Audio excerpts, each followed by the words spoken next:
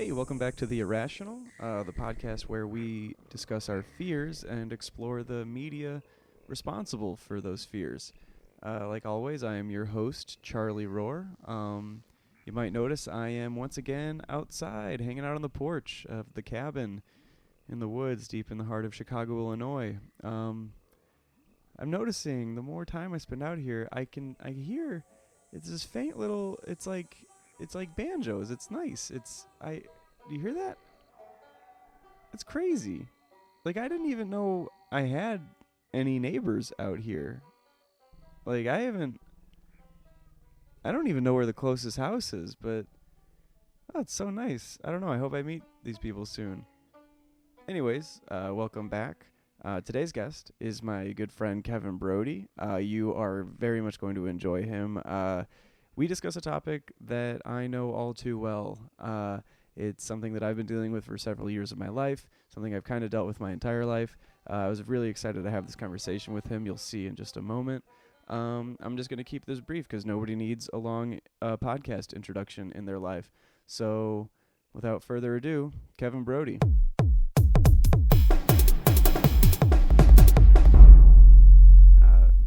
So hi, today I am talking to a good friend of mine, Kevin Brody, stand-up comedian from Chicago.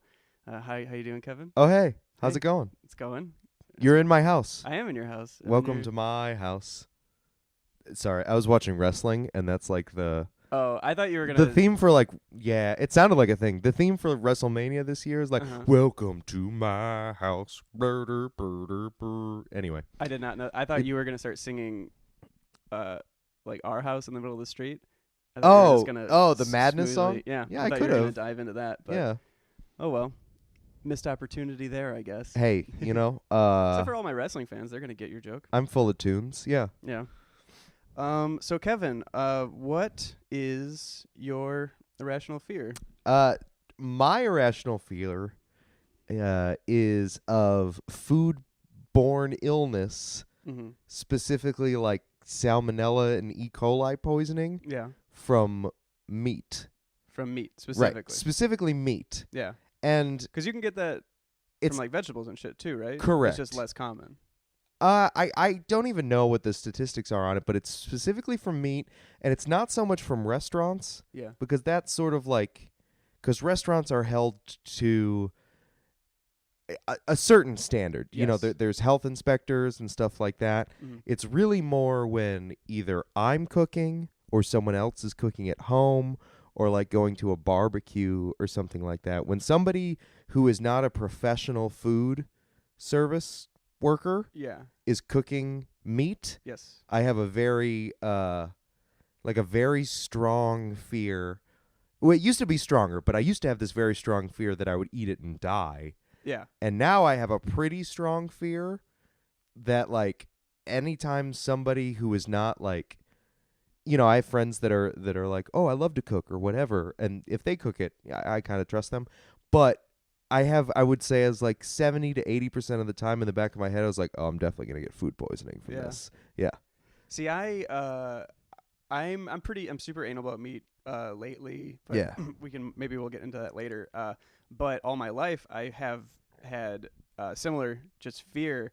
I think the time it really kicked in was when my sister wanted to cook chicken parmesan for my parents, and I watched chicken breast go from uncooked to cooked. Yeah. And I was like, what the fuck just happened? Like, you could so easily uncook this and it's just jelly in the inside. Like, it freaked me the fuck out. I was afraid to serve it to my parents. Like, we could cut it open and see how cooked it was. It was like dry. Like, I probably overcooked it. It was super dry. Right. But it was like, because I just started freaking out because I saw raw chicken. Yeah. Because chicken is like probably the grossest looking raw meat. Yeah, it's slimy and like gel. It looks like gel. It looks like a solid gel. Well, the reason though that I'm afraid of all of this stuff was because when I was a kid, I don't fucking know why they let me do this. Yeah.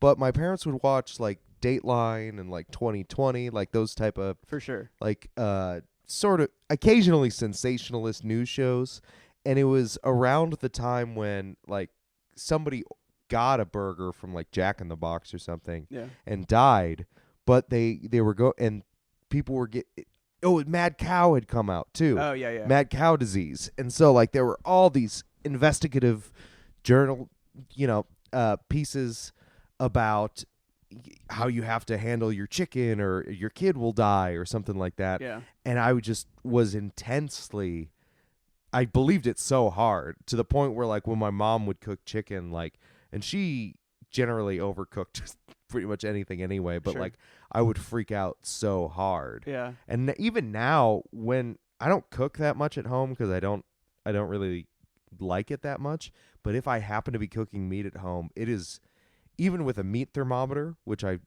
bought just because I wanted to know the exact temperature at which something would be safe to eat. Yeah.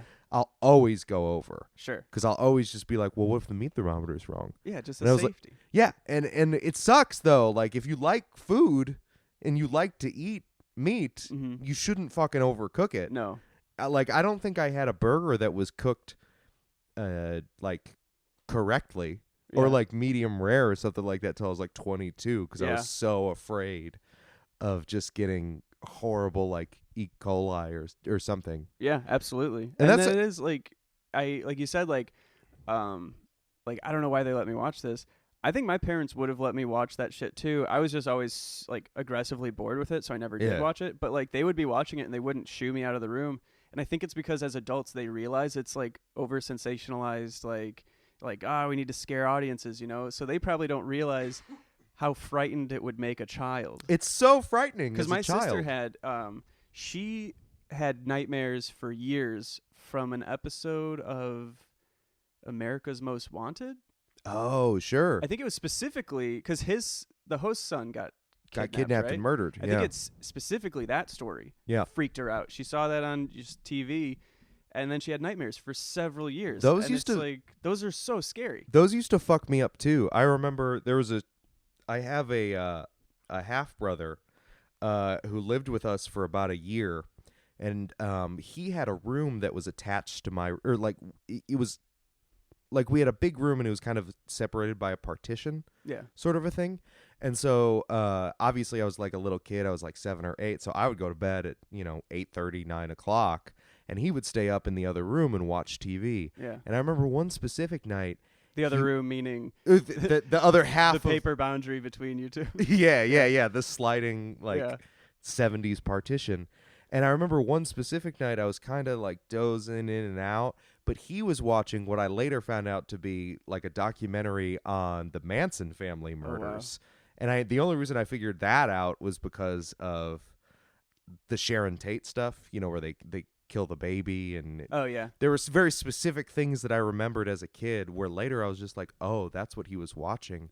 But So it was just, you didn't watch it. You just have memories of it from hearing it while I you're was trying just, to fall yeah, asleep? I'm just laying in bed listening to like these narrators talk about, and then they kidnapped the family and stabbed like and all this stuff. Oh God. And it was very much in the same vein of like the Dateline stuff, where it was just like this intense, welcome to the you're gonna fucking die. Yeah. Is it like it's It's so so scary. yeah, it was so scary. And it's scarier than like a horror movie because you're like they're telling you about things that are happening in real, and they like the right in your backyard, like they'll say that shit and it's like, oh, that's literally happening in my backyard, like Yeah. as a child.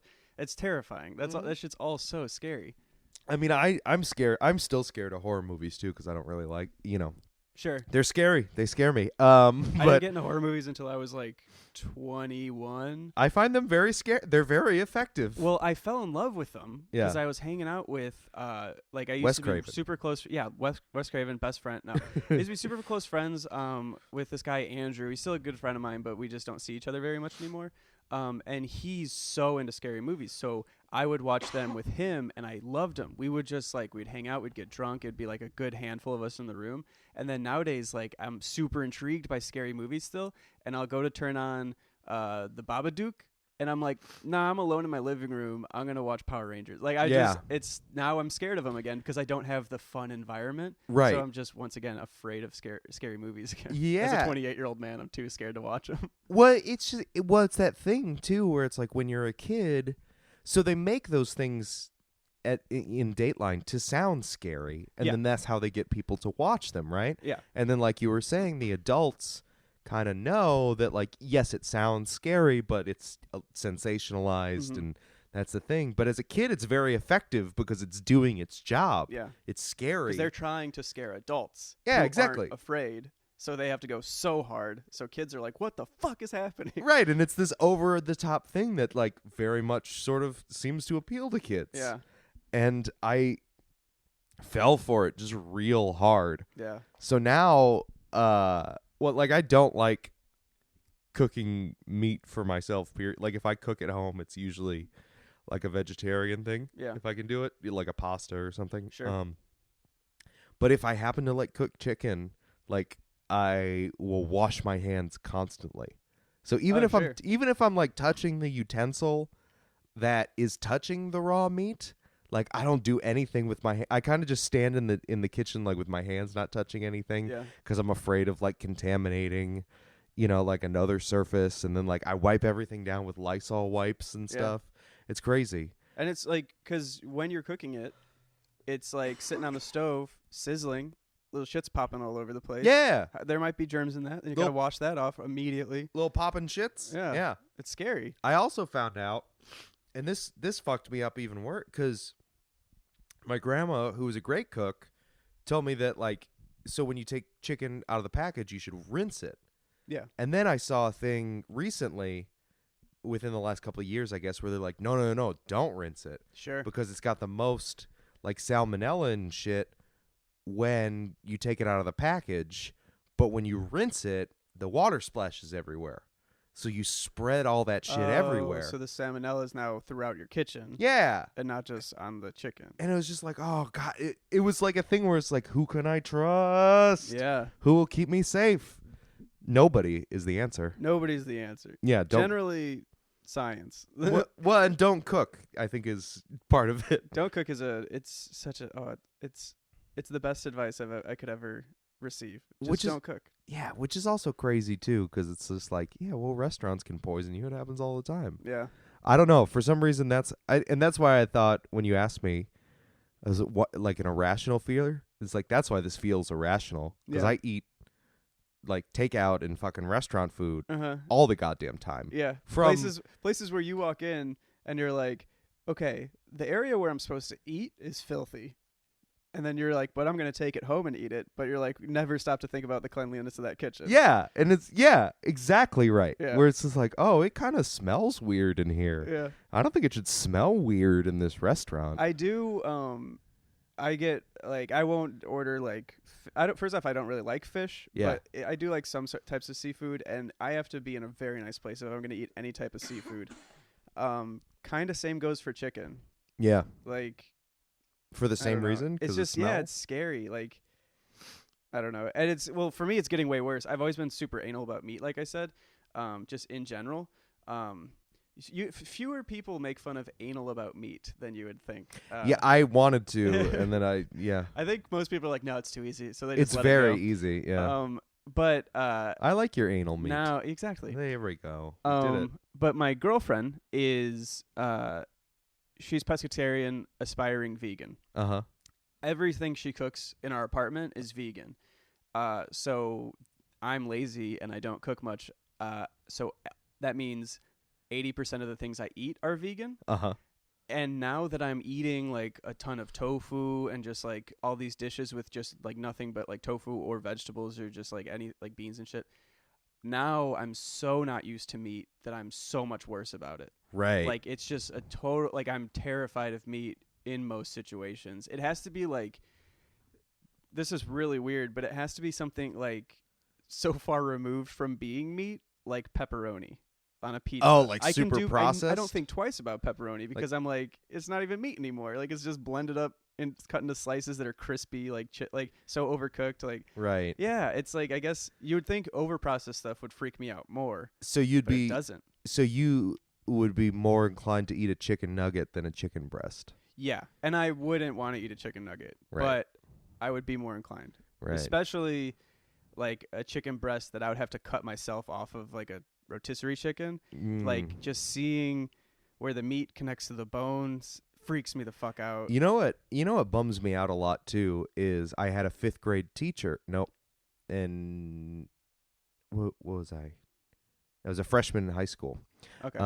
The biology teacher. I was gonna say, I hope Yeah. it's a drastic difference, like a reasonable. Because if you're like, nope, 6th grade, nope, maybe 4th grade. Like, Nope, this was college. I don't care if it's 5th. Freshman in high school. Yeah, she was my freshman biology teacher, and she was kind of crazy about foodborne illness too, but had a very science background from it, and I never forgot it. And but it was like before Thanksgiving break, she's like, and she's like, my family does it too. She's like, a lot of families, like, they'll eat the turkey and then they'll kind of leave the food out, and then you just graze afterwards. Yeah. And my family definitely did that. She's like, it only takes, and it was a crazy amount of time. I don't remember the actual facts. I don't know if she was right, but she's like, it only takes 20 minutes for foodborne illness to get into food that is sitting at room temperature. Wow. Or something. And I don't know if that's correct, Yeah. I whatever. But some amount of time that seemed so small, and that I know that my family, like, literally had let, like, the turkey and the, like, all the meat and mashed potatoes and stuff sit out for hours, and, like, you wait for a while and then go get a second plate or whatever. And so now when they do it, I'm the first one to package everything up and, like, shove it in the fridge. Oh, wow. Because I don't want to. So if anybody needs seconds, they have to go to the fridge and get it, because it's. I don't do it at big holidays, but, like, if Sure. if there's something where they want you to take home a plate, you know Okay. what I mean? Yes. Instead of, like, waiting the 4 or 5 hours and letting the food sit out for 4 or 5 hours, Yeah. I'll make myself the plate to take home and wrap it up and put it in the fridge, Sure. just so I don't have to Which is worry smart. about. I guess, The yeah. 20-minute window is probably unreasonable. It seems unreasonable. Yeah. But 4 or 5 hours, because parties just get out of, like, they just keep going. Yeah. A few hours later, somebody thinks, like, oh, we should start put all that making, food away. Like, we should either put it away or start making to-go plates and stuff. And that's a long time for food to be sitting out. That's a long time for non-meat food to be sitting out, let alone meat. Right? Like, it's So- not unreasonable for you to want to package that shit up right away. Here's what's also weird, and again, irrational. Yeah. Pizza, which is cheese-based, Yeah. obviously. If I left a pizza out overnight, like, let's say tonight we got a pizza for dinner, and then I left, like, the last 2 pizzas just sitting in the box on the counter overnight, and then Yeah. woke up, like, tomorrow, I would eat them and never question it. Without No fucking no question second at thought, all. yeah. Doesn't matter what was on it either. Same. Absolutely. I would not even think about it. Super anal about certain things. Wouldn't think twice about that. Yeah. You, like I said, I'm pretty sure you can get E. coli from things other than meat. I have. I know you eaten definitely Chipotle can. You 3 definitely times can. a week for the past 5 months. Like, throughout the entire E. coli scare with Chipotle, I didn't slow down for 1 second. Didn't give a shit. Yeah. There's some things I don't, and I don't eat meat at Chipotle. I eat the sofritas, but I still am eating their beans, their lettuce. Like, Yeah. I could get E. coli from other things in Chipotle. Didn't slow me down. But I don't know. For some things, I just don't care. Yeah, I don't know. I don't know what it is. Don't and get it. And it's not just like, oh, pizza's so delicious, I don't care if I get sick. It's just like, Yeah. the thought literally never crosses my mind. Yeah. That, like, Pizza just seems so pure. It seems like something that can't give you illness. well, I don't know if pure is the right thing, but it seems Pure, so, yeah. like, not like food in a way. Sure. It doesn't seem like a slice of pizza sitting out overnight does not feel like the same type of food that, like, if I left, half of a baked chicken out overnight. It, like, in my head, it's just like, these are totally different fucking things. Yeah, which is gross in its own sense, because what it is that there's so many preservatives in that pizza. Yeah, that you probably. don't have to be afraid of it. Which we shouldn't be probably gobbling down all those preservatives, but No, yeah. they preserve food, and it's fine. Yeah. I don't know. I don't even know if it goes that deep in my head, but Yeah. yeah, I'm sure there's some part of it where it's just like that. There's but yeah. something subconsciously that is not triggering the fear for you. Correct. Who knows what that is? Yeah, I don't know. I don't know. You just learn to trust pizza over time, I guess. Yeah, I guess. Or But maybe it's just I've also never gotten food poisoning off of pizza. that's the other yeah, maybe that's the other thing too. I remember I was on a, like, it was like a a band field trip. You know how like some marching bands will go and they'll march at like Disney World. Hell yeah. Or something like that. So I never did. it was something like that. We did that, and we went to like Cedar Point, the amusement park, and you could march around, and then you get a trip to Cedar Point. So it was one of those trips, but I remember they kind of let you do whatever you wanted for dinner, and everybody stayed in a hotel room, and it was like 4 or 5 kids to a hotel room. Yeah. But so we all got like a bunch of pizza, but there wasn't a fridge in this particular hotel room. And if there was, it's not going to be big enough to fit 5 kids worth of pizza. Exactly. But there wasn't a fridge. It wasn't even like a mini fridge in this hotel room. And there was one kid that was just like, what are we going to do with the pizza? I was just like, just fucking leave it on the counter and we'll just eat it later. Yeah. And like all 3 of the other guys I was staying with were like, what do you mean eat it later? You can't eat it later. Really? Yeah. And I was just like, what, are you serious? And they're like, yeah, it's going to go bad in like a couple hours.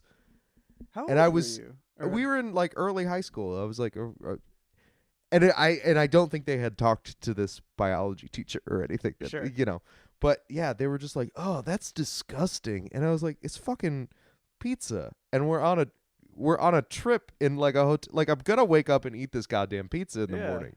And I did, and it was delicious. So. And you had all their pizza too. Yeah, I had a lot of their pizza. Yeah. That's crazy to me that they were that young, and because it's like it is pizza. Like it's. Yeah, I don't know. Well, you know what? It's not crazy to me that like young kids would think that. It's crazy to me that like in a room of 4 or 5 kids, you were the only one who thought that was okay. And 4 or 5, and let's not even say kids, 4 or 5 dumb high school age boys. You're probably even like you're definitely dumber in high school than you are in grade school. Like in grade school you're excited and wanting to learn and stuff. In high school you're just like, let's do whatever the fuck we like. Yeah, we'll never die. You're so indestructible. Yeah. I can't believe these kids. I don't know. Maybe they had bad experiences with pizza. I don't know what it was, but yeah. Yeah, so foodborne illness, that's my irrational fear. Yeah. See, like the thing is, I don't so much think the fear. A lot of these fears, I don't think, some of them have been, but I don't so much think the fear itself is irrational. It's just the idea that we get it from the media. Right. Like, it's like the irrational, like just where you discover these fears. But yeah, I suppose it's not irrational that I want to not get food poisoning. Yeah. You know, that's a fairly and you want to rational. handle Have you ever had food poisoning? Safely. I don't think so. I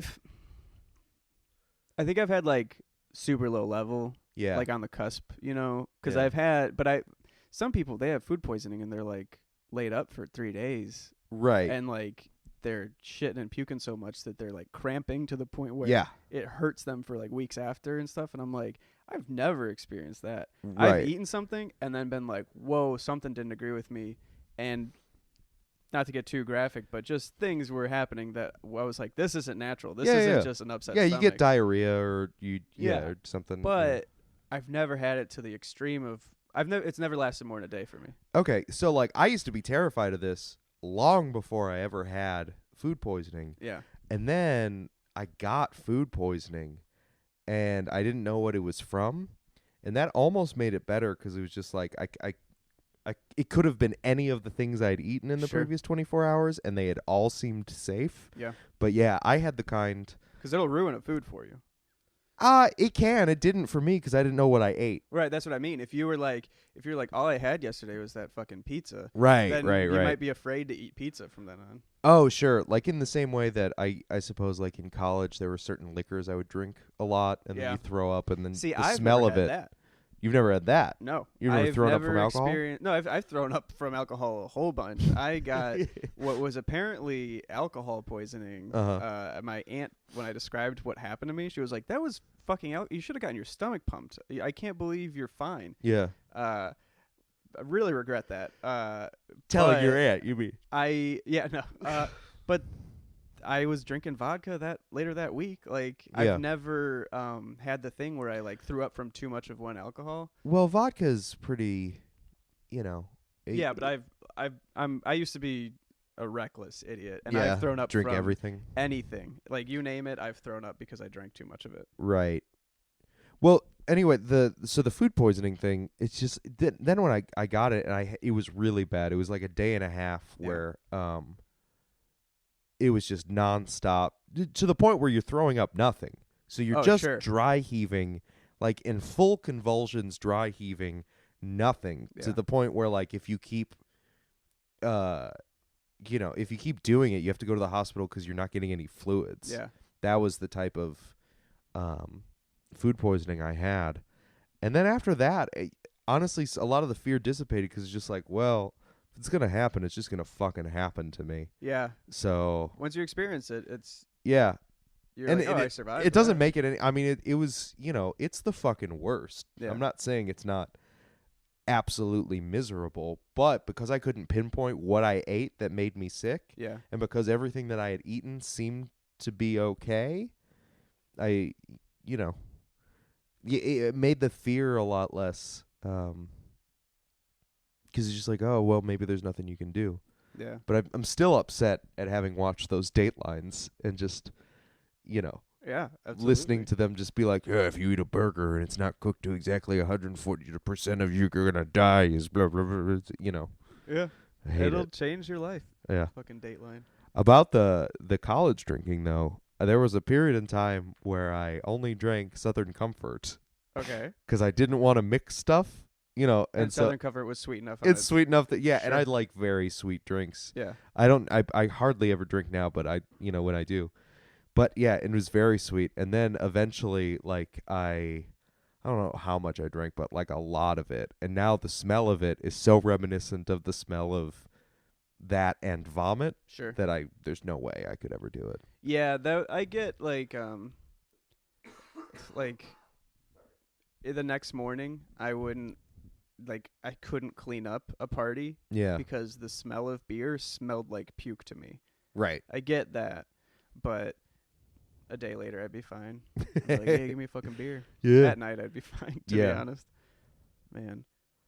So how do you... The fear has stayed with you. It hasn't dissipated? It's dissipated, but it exists. Yeah. A little more irrationally than I think it should. Yeah.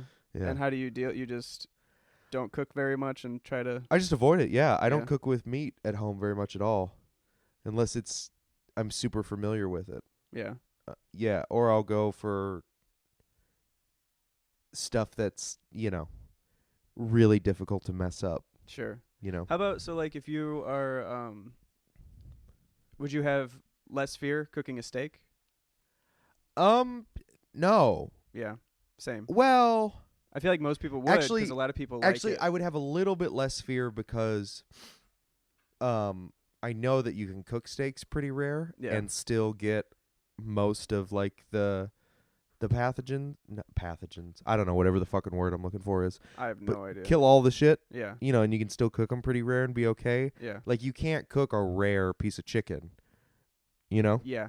That it's really chicken and ground beef that are the worst ones, because ground beef, it was mad cow. Yeah. Right? And like all the diseased cattle, and chicken, it's just like that slimy, gooey bullshit. Mm-hmm. And there's no degrees of cooked in chicken. It's either cooked or overcooked or raw. Yes. So, and I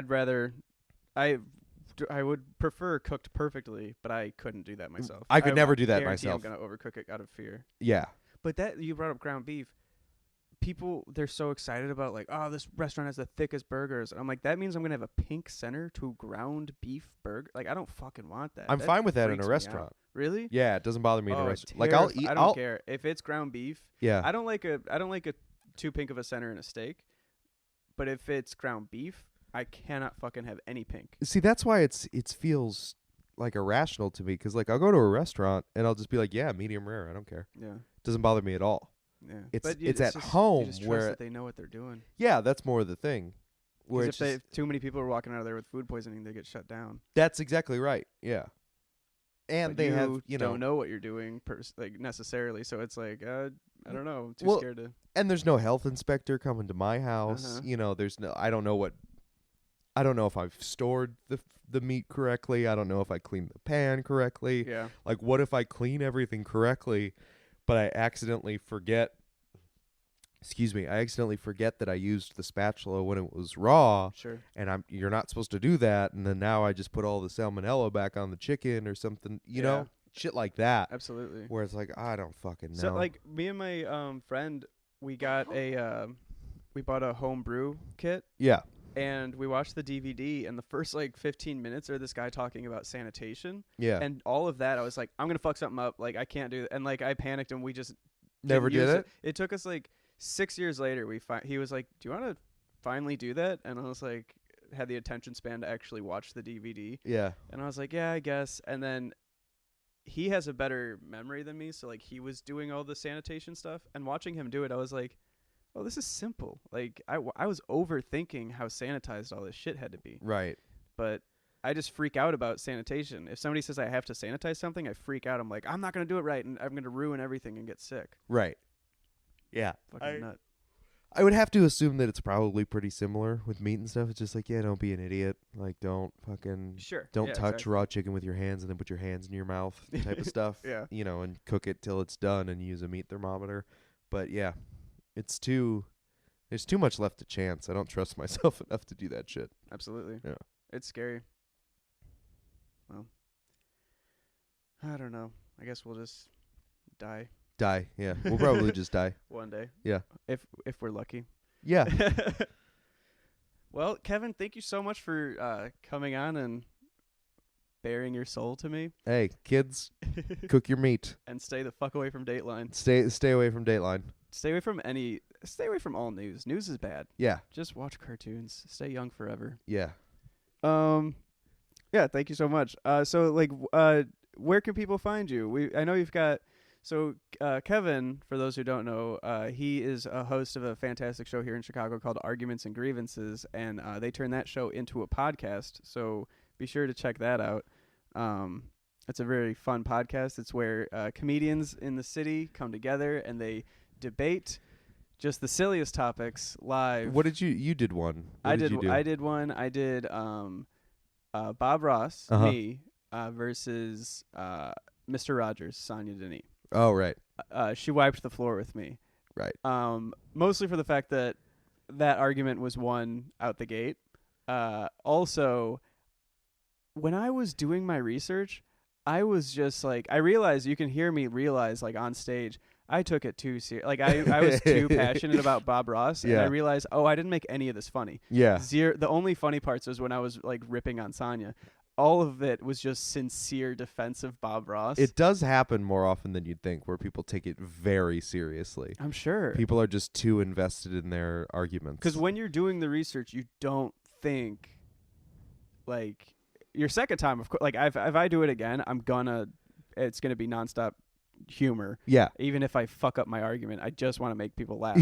But that first time, I was like, I'm gonna fucking save Bob Ross's. People need to know Bob Ross is amazing. Because everyone knows just this Happy Trees show, right? The Joy of Painting, but he's a super interesting guy. Yeah. And I made the mistake of trying to show people how interesting he was. You fucking blew it. Yeah, I did. Yeah. But I don't know. But yeah, it's a very fun show. Be sure to check it out. Yeah.